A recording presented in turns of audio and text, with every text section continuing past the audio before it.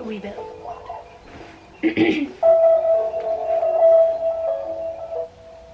That's good.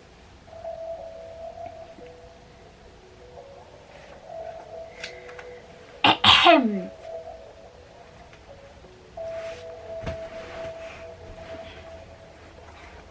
One fine evening, a young princess went into a wood and sat down by the side of a cool spring of water. She had a golden ball in her hand, which was her favorite plaything, and she amused herself by tossing it into the air and catching it as it fell. After a time, she threw it up so high that when she stretched out her hand to catch it, the ball bounded away and rolled along upon the ground till at last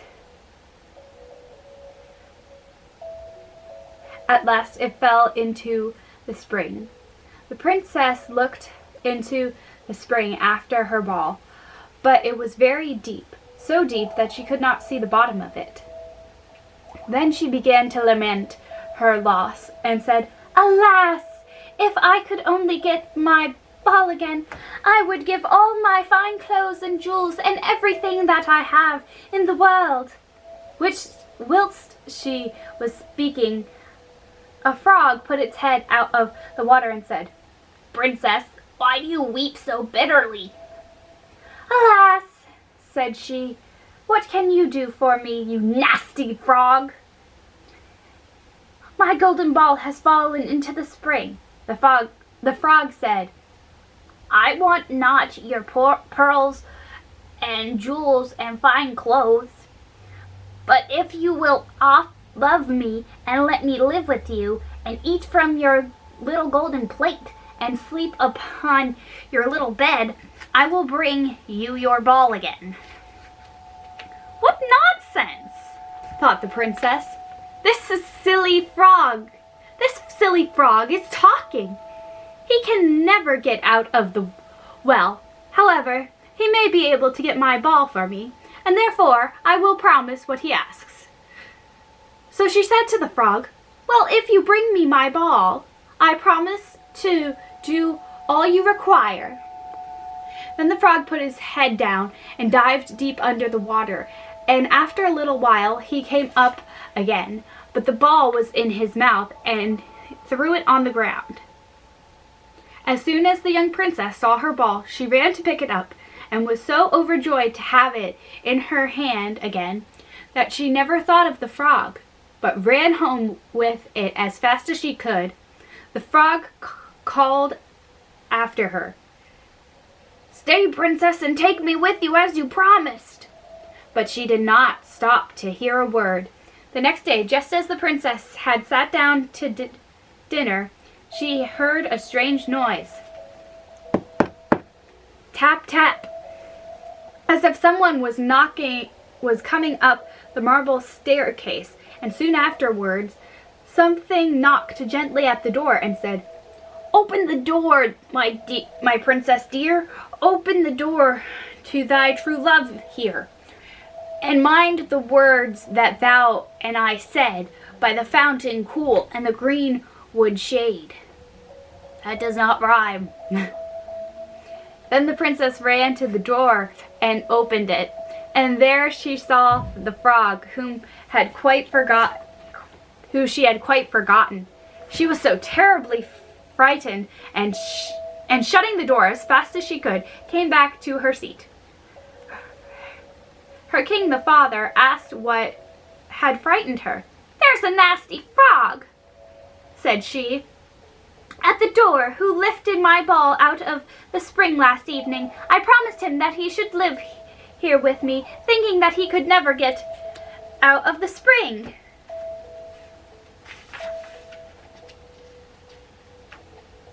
But there he is at the door, and he wants to come in." While she was speaking, the frog knocked again at the door and said, "Open the door, my princess dear, open the door to thy true love here, and mind the words that thou and I said by the fountain cool and the greenwood shade." The king said to the young princess, As you have made a promise, you must keep it. So go let him in. She did so, and the frog hopped into the room and came up close to the table. "Pray, lift me upon a chair," said he to the princess, "and let me sit next to you." As soon as she had done this, the frog said, "Put your plate closer to me, that I may eat out of it." Then this she did, and when he had eaten as much as he could, he said, "Now I am tired. Carry me up stairs and put me into your little bed."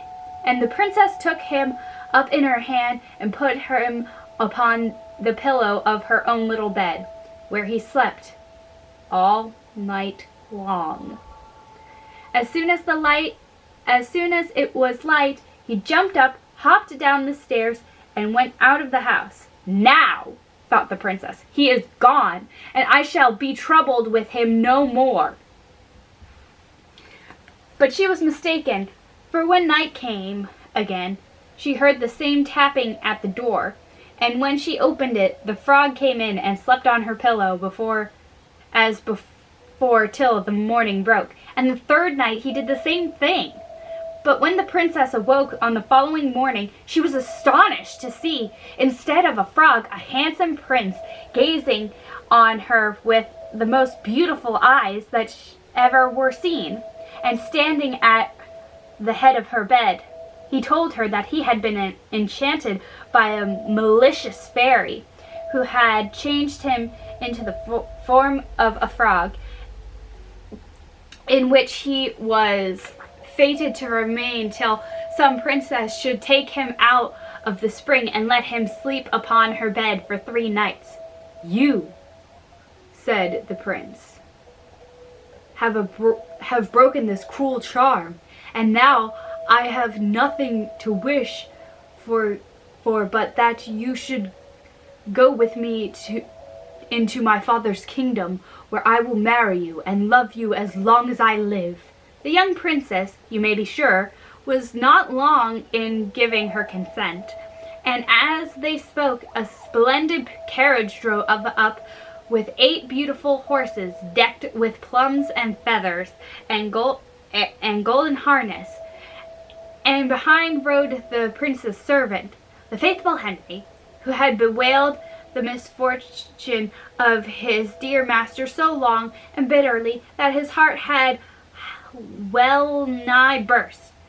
Then all set out full of joy for the prince's kingdom, where they arrived safely and lived happily for many years. The Fox and the Horse.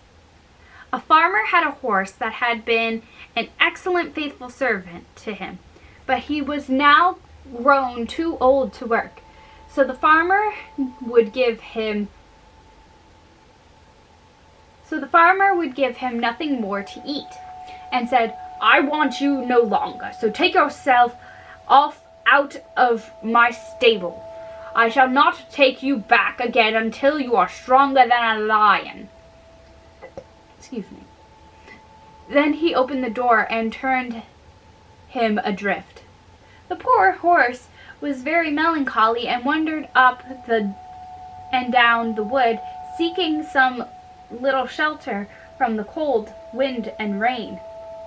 Presently a fox met him. "What's the matter, my friend?" said he.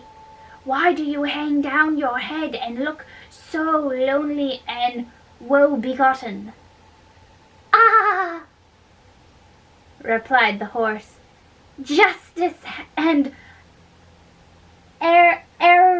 Erif never dwelled in one house. My master has forgotten all that I have done for him so many years, and because I can no longer work as he has turned me adrift, and says unless I become stronger than a lion, he will not take me back again. What chance can I have of that? He knows I have none, or he would not talk so. However, the fox bid him be of good cheer and said, I will help you. Lie down there, stretch yourself out quite stiff, and pretend to be dead. The horse did as he was told.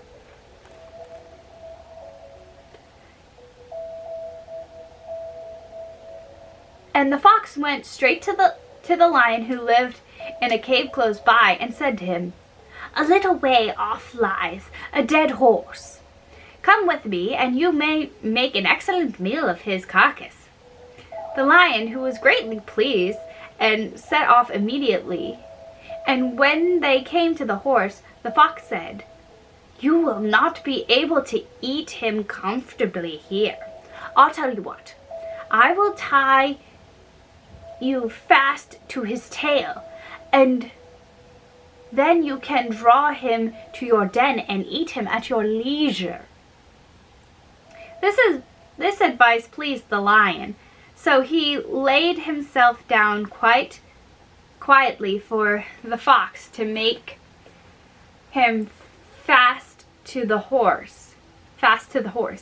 But the fox managed to tie his legs together and bound all so hard and fast that with all his strength he could not set himself free. When the work was done, the fox clapped the horse on the shoulder and said, Jip, Dublin, jip! Then he sprang and moved off, dragging the lion behind him. The beast began to roar and bellow till all the birds of the woods flew away for fright. But the horse let him sing on and made his way quite over the fields of his master's house. Here he is, master, said he. I have got the better of him. And when the farmer saw his old servant, his heart relented, and he said, Thou shalt stay in thy stable and be well taken care of. And so the poor old horse had plenty to eat and lived till he died. Well, that's logical. Rumpelstiltskin. In a certain kingdom once lived a poor miller who had a very beautiful daughter. She was, moreover, exceedingly shrewd and clever. The miller was so vain and proud of her that he one day told the king of the land that his daughter could spin gold out of straw. Now this king was very fond of money, and when he heard the miller's boast, his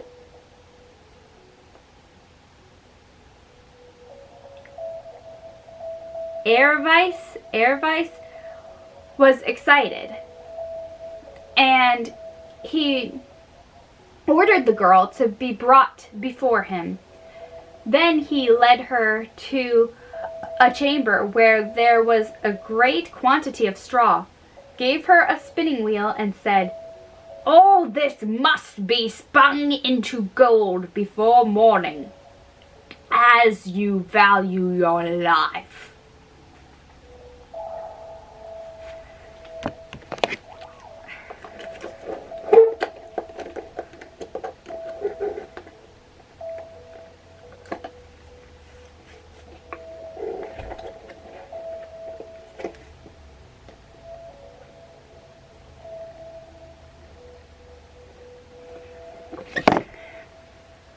It was in vain that the poor maiden declared that she could not do such a thing.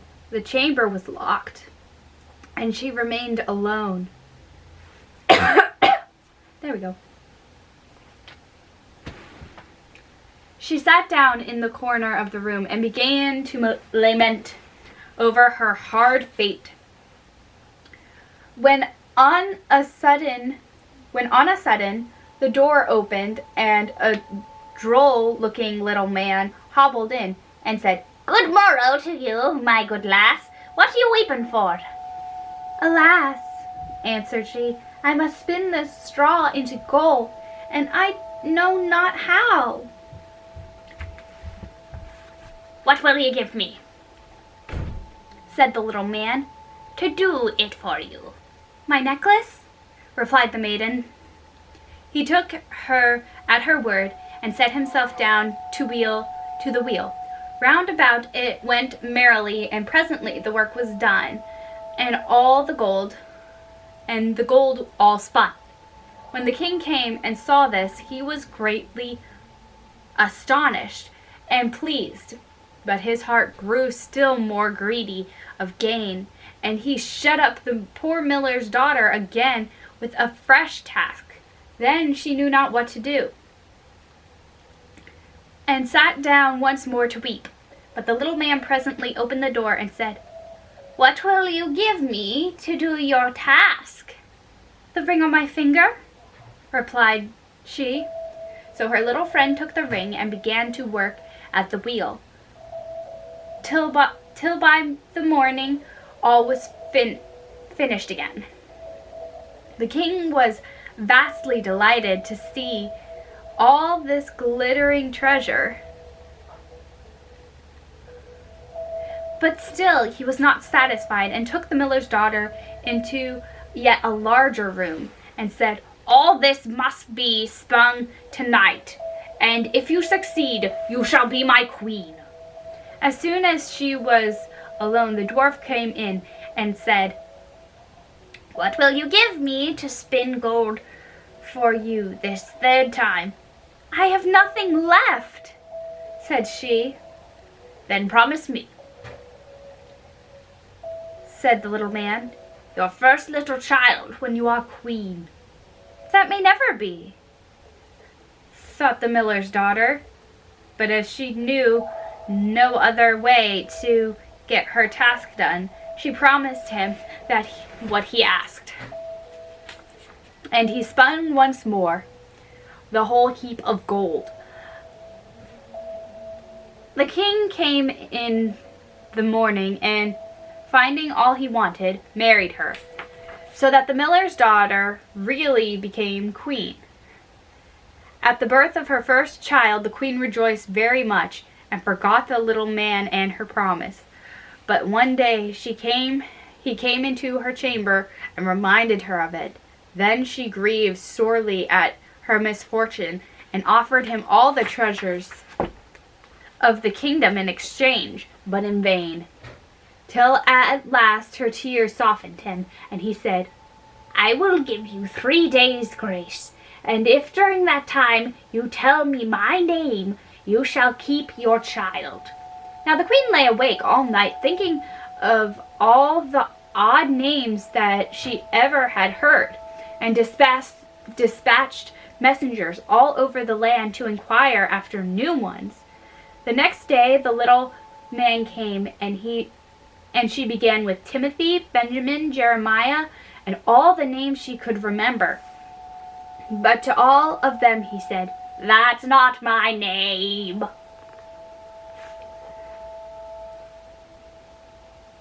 The second day she began with all the comical names she could hear of: Bandy Legs, Hunchback, Crookshanks, and so on. But the little gentleman still said to every one of them, "That's not my name." The third day came back one of the messengers and said, "I can hear of no one other name, but yesterday I was climbing a high hill among the trees of the forest where the fox and the hare bid each other good night. I saw a little hut, and before the hut burnt a fire, and round the fire dancing a funny little man upon one leg, and sang, 'Merrily feast I'll make, today I'll brew, tomorrow bake, merrily I dance and sing, for next day will be a stranger bring. Little does my lady dream, Rumpelstiltskin is my name.'" When the queen heard this, she jumped for joy, and as soon as her little visitor came and said, Now, lady, what is my name? Very nice illustration right here.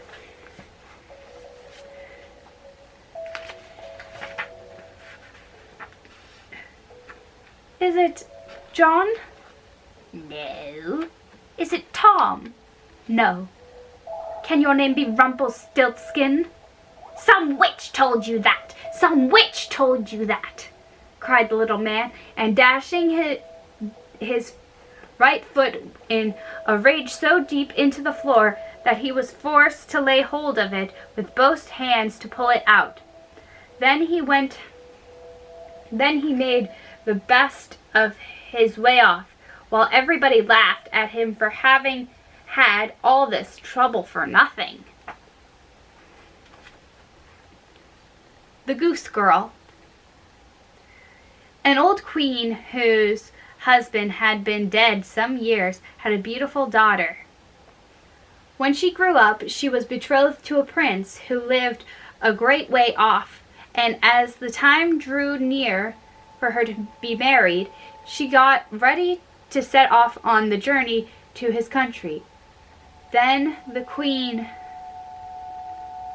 her mother, packed up a great many costly things, jewels and gold and silver, trinkets, fine dresses, and in short, everything that became a royal bride, for she loved her child very dearly, and she gave her a waiting maid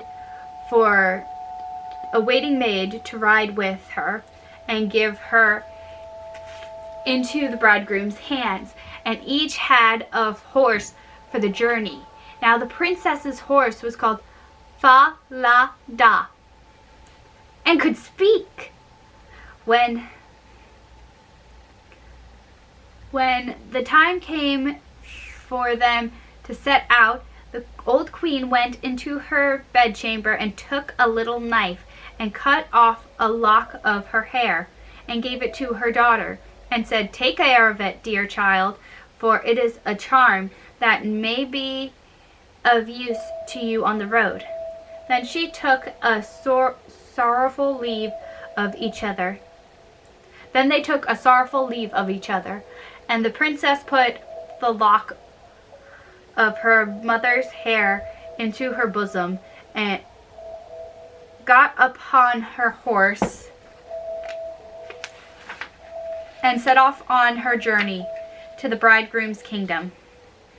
One day, as they were riding along by the side of the brook, the princess began to feel very thirsty and said to her maid, "Pray, get down and fetch me some water in my golden cup out of the yonder brook, for I want to drink." "Nay," said the maid, "if you're thirsty, get down yourself and lie down by the water and drink. I shall not be your waiting maid any longer." Then she was so thirsty that she got down and knelt over the little brook and drank, for she was frightened and dared not bring out her golden cup. And then she wept and said, "Alas, what has become of me?"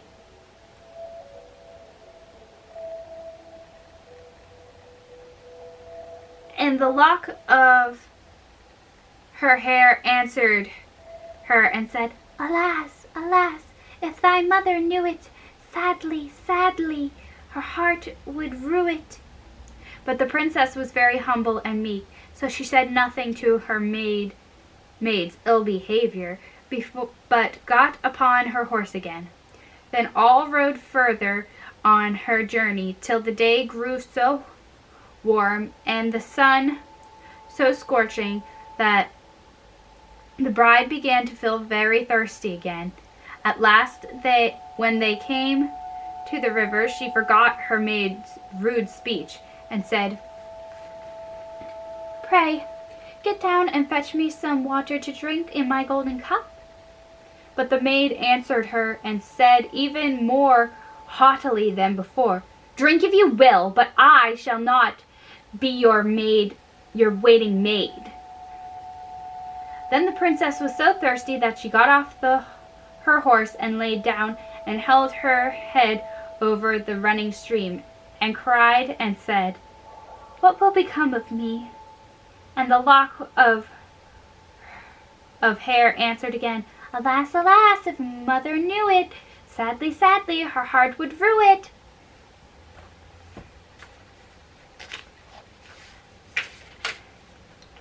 And as she leaned down to drink, the lock of hair fell from her bosom and floated away with the water, without her seeing it.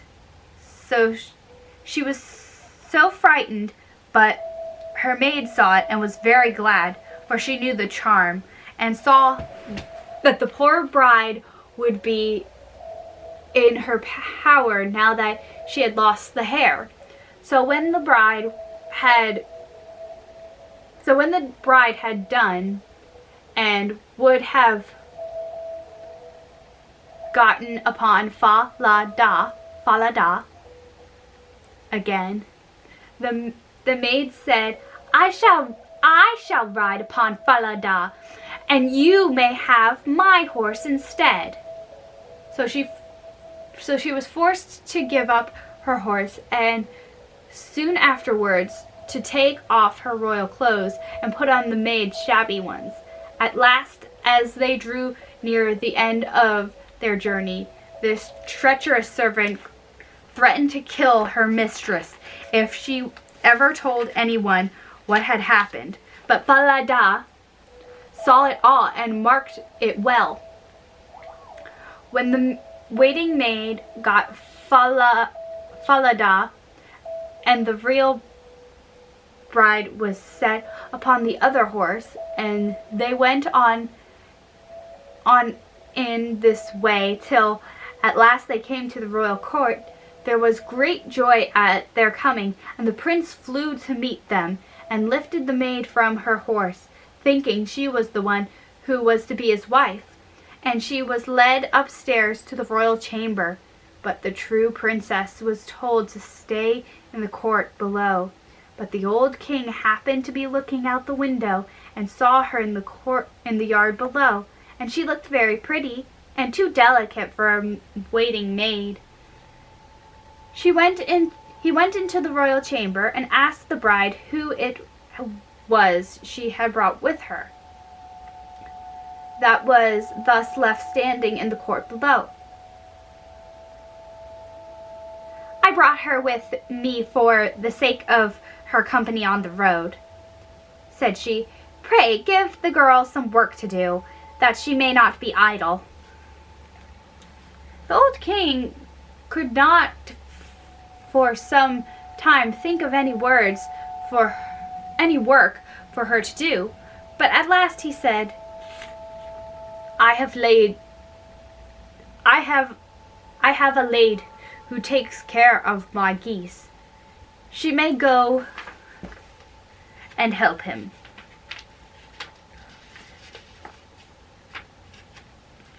Now the name of this lad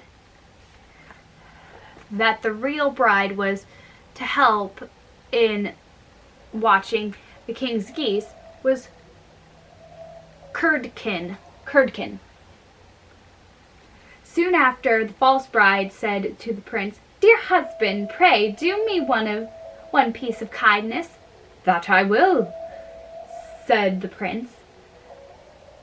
"Then tell one of your slaughterers to cut off the head of the horse I rode upon, for it was very unruly and plagued me sadly on the road." But the truth was, she was very much afraid lest Falada should speak and tell all she had done to the princess.